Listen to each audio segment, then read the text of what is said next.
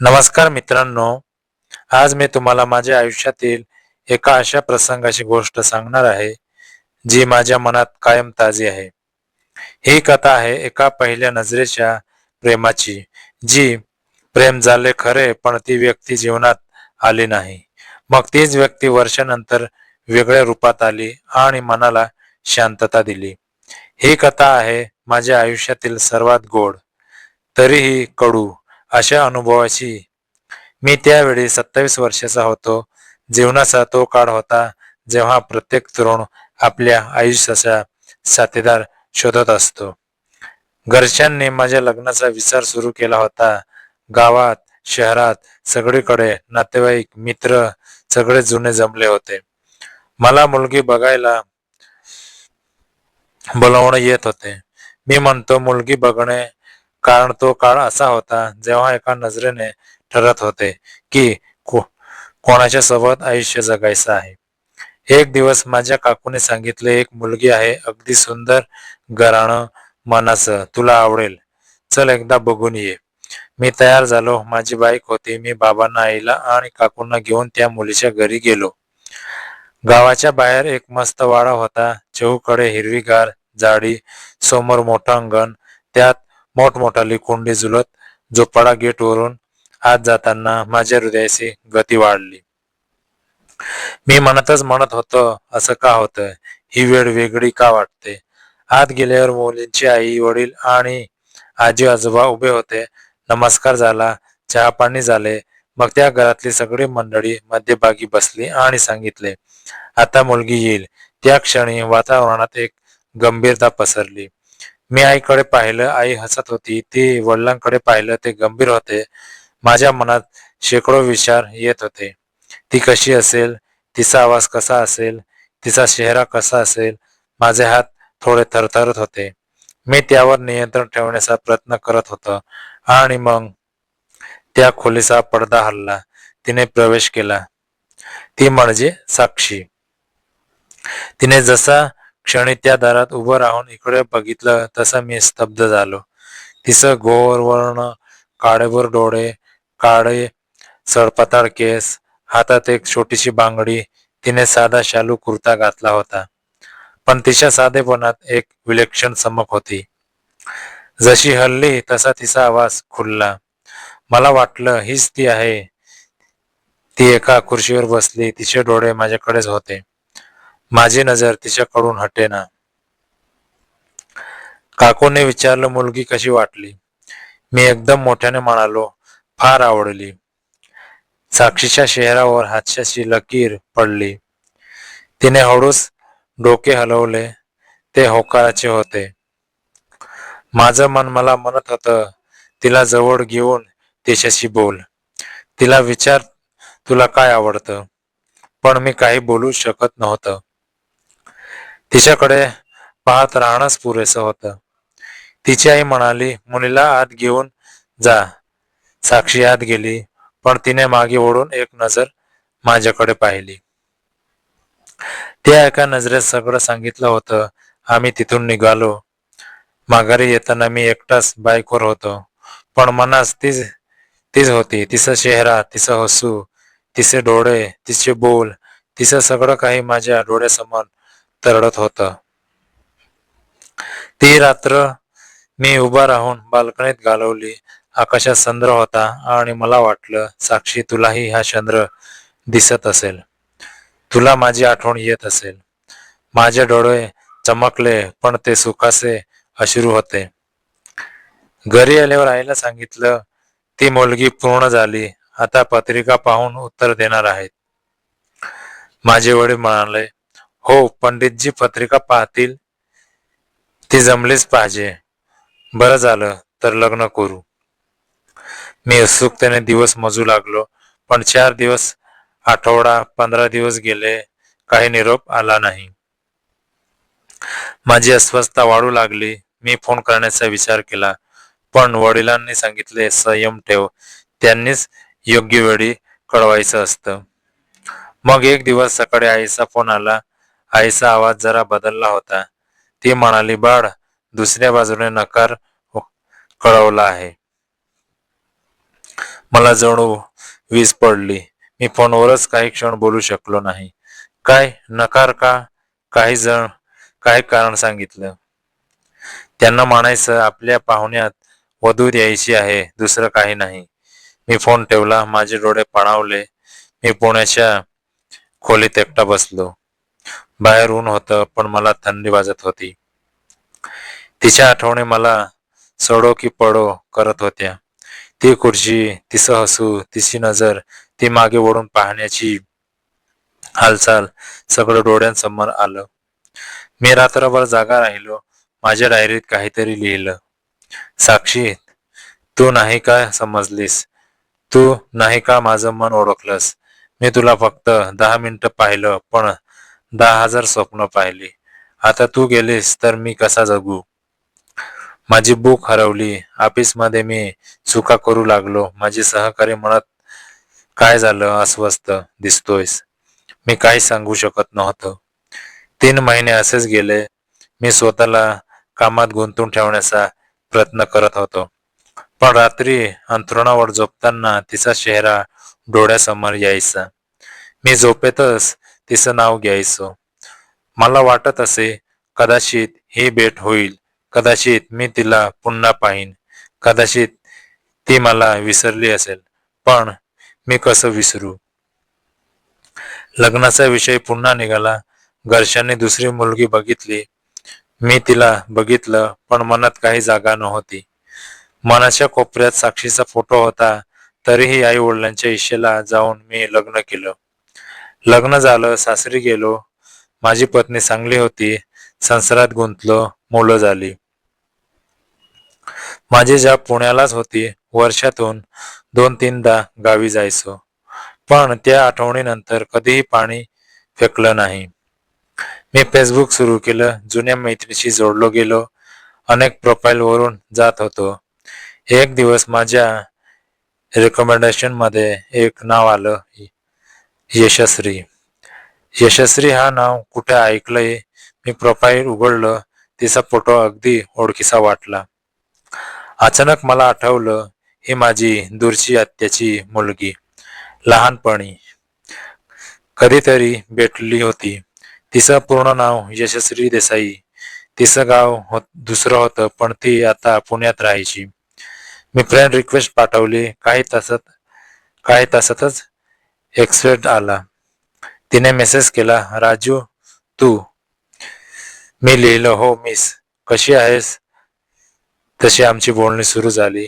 तिचा आवाज आठवत होता. ती म्हणाली, मी पुण्यातच राहते. 2 मुलं आहेत. नवरा नोकरी करतो. आम्ही रोज गप्पा मारू लागलो. रात्री उशिरापर्यंत चॅट करायचो. एकदा तिने सांगितले, राजू तुझी काही जुनी गोष्ट मला कळाली. मी म्हणालो, काय? ती म्हणाली, तू साक्षीला बघायला गेला होतास ना? ती माझी दूरची नातेवाईक. मी हबकलो. तुला कसं कळलं? ती हसली. गावात गप्पा जरा जोरात असतात, पण ही गोष्ट बऱ्याच वर्षांनी समजली. आता सांग, मनात अजूनही ती आहे? मी कबूल केलं, हो. ती कधीच गेलीच नाही. आमची मैत्री वाढत गेली. तिचा नवरा वेगवेगळ्या शहरात जात असे. कधी 2 दिवस, कधी 3-4 दिवस. तिचे मुलं शाळेत होते. दिवसा ती घरीच असायची. ती म्हणाली, राजू एक दिवस भेट होऊ शकेल? मला तुला जवळून बघायचं. मी म्हणालो, हो नक्की. कधी? ती म्हणाली, उद्या 10 वाजता. माझा नवरा बाहेर गावी गेलाय. मुलं शाळेत आहेत. मी तयार झालो. सकाळी न्हाऊन झालो. एक हलकासा परफ्यूम लावला, कारण मला तिच्यासोबत घालवायचा तो क्षण नीट असावा. मनात कोणतीही घाई नव्हती, फक्त भावना होत्या. मी तिच्या घरी गेलो. तिने दार उघडलं. त्या दिवशी तिने लाल रंगाची साधी साडी नेसली होती. तिचे केस खुले होते. तिच्या डोळ्यात एक उमाळा होता. ती म्हणाली, आत ये. मी आत गेलो. तिने दार लावलं. आम्ही एकमेकांकडे बघितलं. त्यात शब्द नव्हते, फक्त भाव होत्या. ती हळूहळू माझ्या जवळ आली. तिने माझा हात धरला. ती म्हणाली, राजू मला वाटतं मी तुला खूप दिवसापासून ओळखते. आज ही भेट खास आहे. तिच्या डोळ्यात दिसत होतं ती खूपच भावुक झाली होती. मी माझ्या छातीवर डोकं टेकवून म्हणाली, तू तिच्यासाठी रडलास, पण तुझ्या रडण्यातील खरेपणा मला समजला. तू खरोखर प्रेम करू शकतोस. मी तिचे डोके हलकेच उचललं आणि तिच्या डोळ्यात पाहिलं. यशस्वी, तुझ्यात मला साक्षीचा एक भाग दिसतो, पण तू वेगळी आहेस. तू खूप गोड आहेस. मी तिला कुशीत घेतलं. त्या क्षणी सगळा वेळ थांबल्यासारखा वाटला. आम्ही बाल्कनीत उभे राहिलो. बाहेर पावसाची शक्यता होती. ढग आले होते. समोर हिरवी झाडी. निसर्गही आमच्या भावनांना साथ देत होता. ती म्हणाली, तुला आठवतं साक्षी बरोबर तू पहिली वेळ काय बोललास? मी म्हणालो, मला काही आठवत नाही, फक्त तिची नजर आठवते. ती हसली आणि म्हणाली, अगदी माझ्यासारखीच. मी पण तिची नजर आठवते, कारण तिनेच मला सांगितलं होतं तो खरा आहे. त्यांच्याशी बोलले असते तर. मी चकित झालो. साक्षीने तुला सांगितलं होतं? ती म्हणाली, हो. ती मला म्हणाली होती तो मुलगा मला आवडला, पण घरच्यांच्या अडचणी आहेत. मी म्हटलं, मग काय ती म्हणाली, आता नाही, पण त्याला सुख मिळो. मला तिचे हे शब्द ऐकून खूप सुखद वाटलं. मी विचारलं, आज आपण भेटलो आहोत, तुला काय वाटतं? ती म्हणाली, राजू, खऱ्या प्रेमाचं वय नाही, वेळ नाही. आज आपण एकमेकांच्या कुशीत आहोत. हेच मला हवं होतं. एक कुशी ज्यात मी स्वतःला हरवू शकेन. आम्ही दोघं हरवाडपणे एकमेकांच्या कुशीत गेलो. तिचा स्पर्श मऊ होता. तिचे केस माझ्या हातात येत होते. मी तिला म्हणालो, तू खूप सुंदर आहेस. तिने खोलीत जाऊन एका बाकडावर बसायला सांगितलं. मी बसलो. तिने पाणी आणून दिलं. मग आम्ही तिच्या किचनमध्ये एकत्र उभे राहून चहा केला. ती म्हणाली, राजू, तू या दिवसांची खूप प्रतीक्षा केली आहेस ना? मी म्हणालो, हो. 15 वर्ष, त्यातल्या त्यात आज क्षण सगळ्यात मस्त आहे. ती हसली. तिचं हसू मला खूप आवडलं. ती म्हणाली, तर मग हा दिवस आपला आहे. आपण स्वप्ना इतका सुंदर करूया. आम्ही जेवण केलं. मस्त गोड बोललो.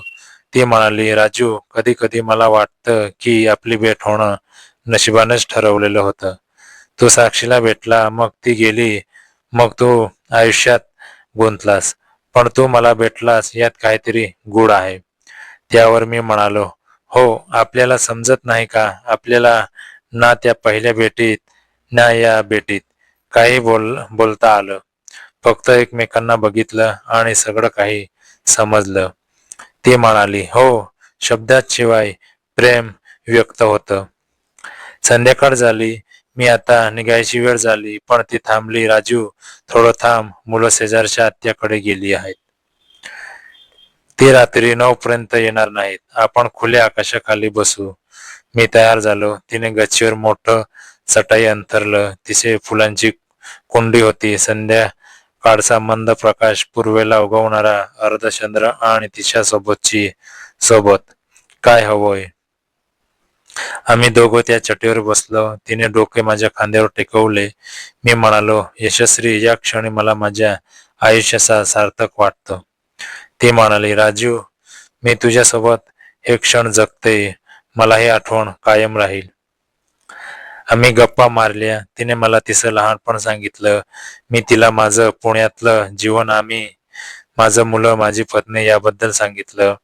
ती म्हणाली, राजू, तुझी पत्नी भाग्यवान आहे, कारण तुला प्रेम कसं करायचं ते माहीत आहे. ती उठली. आत जाऊन 2 ग्लास घेऊन आली. ती म्हणाली, हा फक्त रस आहे, वाईन नाही, पण आपल्या हृदयाचा रस वाटतो. आम्ही मोकळेपणाने बोललो. तिने सांगितलं, राजू, मी खूप एकटी पडते. माझा नवरा व्यस्त आहे. मी मुलांच्या शाळेत, घरच्या कामात गुंतते, पण मन कधी शांत नसतं. तुझ्याशी बोलल्यावर वाटतं खरंच कोणीतरी माझं ऐकतंय. मी तिचा हात धरला आणि म्हणालो, यशस्वी, तू एकटी नाहीस. मी तुझ्या सोबत आहे. मी कायम आहे, जसं साक्षी माझ्या मनात कायम होती. ती म्हणाली, मला तुझं प्रेम, तेच प्रेम हवंय. साक्षीसाठी होतं तसं प्रेम मलाही दे. मी तिच्या डोळ्यात बघितलं. मी म्हणालो, तू स्वतःला साक्षीची का तुलना करतेस? तू यशस्वी आहेस. तुझी स्वतःची ओळख आहे. ती म्हणाली, पण मला तुझ्यात तिचा आत्मा दिसतो. तू तिच्यासाठी रडलास, तिच्यासाठी प्रार्थना केली, तिची आठवण कायम ठेवली. हा तुझा गुण आहे. हा तुझा प्रेमाचा प्रवास आहे. आम्ही काही वेळ गप्प बसलो. हातात हात होते. आभाळात खूप तारे दिसत होते. ते म्हणाली, राजू, मी या ताऱ्यांना नेहमी विचारते, मला खरं सुख कुठे मिळेल? आज उत्तर मिळालं. मी म्हणालो, काय उत्तर? ती म्हणाली, तुझ्या कुशीत. मला तिचं हे बोलणं खूपच गोड वाटलं. मी म्हणालो, मग चल, आज रात्र आपली आहे. आम्ही खाली उतरलो. तिच्या खोलीत गेलो. खोलीत गुलाबी प्रकाश होता. पलंगावर तिने एक चादर अंथरली होती. आम्ही त्या चादरीत बसलो. ती म्हणाली, राजू, आज मला तुला पूर्णपणे अनुभवायचं आहे. कोणताही स्पर्श शरीराशी नाही तर मनाचा असावा. मी तिच्या डोळ्यात डोळे घालून पाहिलं. तुझी इच्छा, माझी आज्ञा. मी तिचा चेहरा हातात घेतला. ती हसली. तिच्या नाकावर एक टीप होती. मी तिला म्हणालो, तू खूप सुंदर आहेस. तिने माझ्याकडे पाहिलं आणि म्हणाली, तू पण. तुझं हसू, तुझा आवाज, तुझे डोळे सगळं आकर्षक आहेत. आम्ही जवळ आलो. तिने माझा हात धरून तो तिच्या हृदयावर ठेवला. मला तिच्या हृदयाचे ठोके जाणवले. ती म्हणाली, माझं हृदय तुझ्यासाठी धडधडतंय. मी तिला मिठी मारली. मी तिचा स्पर्श घेतला. तिचे केस, तिचा चेहरा, तिची नजर, सगळं काही मनाला सुख देणारं होतं. ती म्हणाली, राजू, आपण त्या चंद्राकडे बघू का? मी म्हणालो, हो. आम्ही खिडकीजवळ गेलो. चंद्र आता वर आला होता. तिची बाजू माझ्या छातीला लागून होती. ती म्हणाली, राजू, हा चंद्र आपल्या प्रेमाचा साक्षीदार आहे. मी तिच्या कानात कुजबुजलं, यशस्वी, तू माझ्या जीवनात आलीस आणि मला वाटतं मी पुन्हा जगू लागलो आहे. ती म्हणाली, मला वाटतं आपण दोघं जण एकमेकांसाठीच बनलो आहोत. तिने डोके माझ्या छातीवर टेकवलं. मी तिच्या पाठीवर हात फिरवू लागलो. थोड्याच वेळात तिने डोके उचलले आणि हळुवारपणे माझ्या गालावर हात फिरवला. ती म्हणाली, राजू, या क्षणी मला फक्त तू हवा आहेस. मी तिच्याकडे पाहिलं. आमच्या डोळ्यांची भेट झाली. तिच्या डोळ्यात अश्रू होते. ते सुखाचे होते. मी तिला विचारलं, तू का रडतेस? ती म्हणाली, कारण मला वाटलं होतं मी कधीच खरं सुख अनुभवणार नाही. पण आज तुझ्यामुळे वाटतंय मी स्वर्गात आहे. आम्ही आता हातात हात घालून पलंगावर बसलो. ती पुढे झुकली आणि माझ्या कपडावर हळूच एक स्पर्श दिलं. त्या स्पर्शात प्रेम प्रेम होतं, लोभ नव्हता. ती म्हणाली, राजू, तुझं हे कपाळ, यावर मी माझं नाव करून ठेवलंय. मी म्हणालो, तर मग मी या क्षणाला कायम ठेवणार आहे. तिने तिच्या बोटाने माझं नाव माझ्या हृदयावर लिहिलं. ती म्हणाली, आता हे नाव कायम आहे. आम्ही एकमेकांच्या कुशीत हरवून गेलो. तिचा श्वास, माझा श्वास एक झाला. तिच्या बोटांचा स्पर्श, माझे बोट एकत्र आले. आम्ही दोघं जग विसरून गेलो. तो क्षण किती वेळ होता कोणास ठाऊक, पण तो क्षण मला कायम आठवेल. ती म्हणाली, राजू, ही रात्र आपली आहे. या रात्रीला कोणीही चोरून नेऊ शकत नाही. मी म्हणालो, हो, ही रात्र फक्त आपली. आपण दोघं जण या गुलाबी प्रकाशात एकमेकांच्या कुशीत प्रेमाचा अर्थ शोधतो. ती म्हणाली, आणि मी ते सुख अनुभवलं, ज्याला स्वर्गसुख म्हणतात. आम्ही त्या रात्री जवळपास 3 तास बोललो. तिने तिच्या मनातलं सगळं सांगितलं. मी माझी मनातली सगळी दुःख, आशा, निराशा सगळं सांगितलं. आम्ही एकमेकांना हसवलं, हसलो, रडलो, पण सगळं एकत्र. ती म्हणाली, राजू, तू मला सांग, मी तुला किती आवडते. मी म्हणालो, तू मला चंद्रापेक्षा जास्त, आकाशापेक्षा जास्त, तुझ्या गोड बोलण्यापेक्षा जास्त आवडतेस. ती हसली. खरं? मी म्हणालो हो, आणि आजची रात्र मी कधी विसरणार नाही. सकाळ झाली. माझे डोळे उघडले तेव्हा ती बघत होती. तिच्या डोळ्यात प्रेम होतं. ती म्हणाली, सकाळ झाली राजू. मी म्हणालो हो, पण रात्र संपली तरी माझं मन अजूनही तिथंच आहे. ती उठली. तिने चहा बनवला. आम्ही दोघं खिडकीजवळ उभे राहून चहा प्यायलो. ती म्हणाली, राजू आता तुला जावं लागेल. मी म्हणालो हो, पण मी परत येईन. ती म्हणाली, तुझी वाट कायम आहे. तू जरा काळजीने जा. मी तिचे हात धरला. तिची बोटं माझ्या बोटात अडकली. मी म्हणालो, यशस्वी, आजची रात्र मला स्वर्गासारखी वाटली. तुला धन्यवाद. ती म्हणाली, मला नाही, तुला धन्यवाद. तू माझ्या आयुष्यात आलास आणि मला सांगितलं, प्रेम हे वय नाही, वेळ नाही, तर भावना आहे. मी तिला मिठी मारली. त्या मिठीत सगळं होतं. मी तिच्या कानात म्हणालो, मी तुझी कायम आठवण ठेवेन. ती म्हणाली, आणि मी तुझी. मी खाली उतरलो. बाईक सुरू केली. गेटवर थांबलो. मागे वळून पाहिलं. ती गच्चीवर उभी होती. तिने हात हलवला. तिच्या डोळ्यात अश्रू होते. मी तिथून निघालो. मनात एक गोड स्मित आणि डोळ्यात सुखाचे अश्रू होते. मला वाटलं, आयुष्यात आपण अनेक गोष्टी गमावतो, पण काही गोष्टी आपल्याला योग्य वेळी भेटतात. साक्षीचा विरह मला दुखावून गेला, पण यशस्वीने मला पुन्हा जगायला शिकवलंच. पुढचा दिवस. दुसऱ्या दिवशी सकाळी साक्षीचा फोन आला. ती म्हणाली, राजू, ऐकलं तू यशस्वीला भेटलास? मी म्हणालो हो. कसं कळलं? ती म्हणाली, तिला मीच सांगितलं होतं तुला भेट. मी स्तब्ध झालो. साक्षी तू? ती म्हणाली, राजू, मी 15 वर्षापूर्वी मी तुला नकार दिला, कारण काही कौटुंबिक अडचणी होत्या, पण तू माझ्या मनात कधीच गेलास नाही. मीच यशस्वीला सांगितलं, तुला जाऊन भेट, त्याला समजूत दे, त्याचं मन शांत होईल, आणि तिने ते केलं. मी खूप भावुक झालो. साक्षी, तू माझ्यासाठी एवढं केलंस? ती म्हणाली, हो, कारण खरं प्रेम म्हणजे ती व्यक्ती सुखी असावी, मग ते तिच्यासोबत असो किंवा नसो. तू माझं सुख आहेस. आता यशस्वीला आनंदी कर. मी म्हणालो, साक्षी, मी तुझा कायम ऋणी राहीन. ती म्हणाली, नको आभार, फक्त प्रेम करत राहा. मी फोन ठेवला. मला वाटलं, आयुष्य किती विचित्र आहे. जिला आपण आपलं मानतो तेच आपल्याला दुसऱ्याच्या खुशीत सुख शोधायला सांगते. काही दिवसांनी मी पुन्हा यशस्वीला भेटलो. तिला म्हणालो, साक्षीने सांगितलं. ती म्हणाली, मला माहित होतं, ती माझी मैत्रीण आहे. तिनेच मला सांगितलं, राजू हा खूप चांगला माणूस आहे, त्याला समजून घे, त्याच्यावर प्रेम कर. आणि मी केलं. मी तिला म्हणालो, तर आपण आता काय करू? ती म्हणाली, आपण आपल्या आयुष्यात आनंदी राहू, प्रेम करू, एकमेकांच्या सोबत राहू, कोणाला दुखवायचं नाही. मी तिला कुशीत घेतलं आणि म्हणालो, यशस्वी, तू माझी राणी आहेस आणि मी तुझा राजा. ती हसली. तिचं हसून मला आकाशासारखं वाटलं. उपसंहार.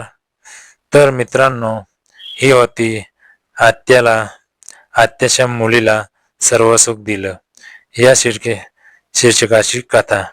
या कथेत मी शिकलो, प्रेम वेळ नाही, ठिकाण नाही, वय नाही. प्रेम म्हणजे एकमेकांच्या दुःखात सहभागी होणं, एकमेकांच्या सुखात हरवून जाणं. साक्षीने माझ्यावर प्रेम केलं, पण आपलं म्हणून नाही, तर मला सुखी पाहण्यासाठी. यशस्वीने मला सांगितलं, प्रेम फक्त व्यक्ती नाही, तर तो आत्मा आहे. आज मी तुम्हाला सांगतो, जर तुमच्या मनात एखादी आठवण असेल तर तिला जपा. जर एखादी व्यक्ती आपल्यासाठी महत्वाची असेल तर तिची कदर करा. प्रेम ही सर्वात मोठी शक्ती आहे. या कथेचा हा पहिला भाग होता. पुढच्या भागात आपण साक्षी, यशस्वी आणि राजूच्या प्रवासात आणखी काही रंग पाहू. तुम्हाला ही कथा आवडली असेल तर लाईक करा, शेअर करा आणि मला कमेंटमध्ये सांगा तुमच्या जीवनातील सर्वात गोड आठवण कोणती आहे. प्रेमाच्या कुशीत हरवून जाणाऱ्या त्या रात्रीप्रमाणे तुमचं जीवनही सुंदर असो. मित्रांनो, कथा कशी वाटली ते कमेंटमध्ये नक्की सांगा. व्हिडिओ आवडला असेल तर लाईक करा, शेअर करा आणि अशाच रोमॅन्स कथा पाहण्यासाठी आमच्या मनचलचल या यूट्यूब चॅनलला सबस्क्राईब करा. सबस्क्राईब करायला विसरू नका.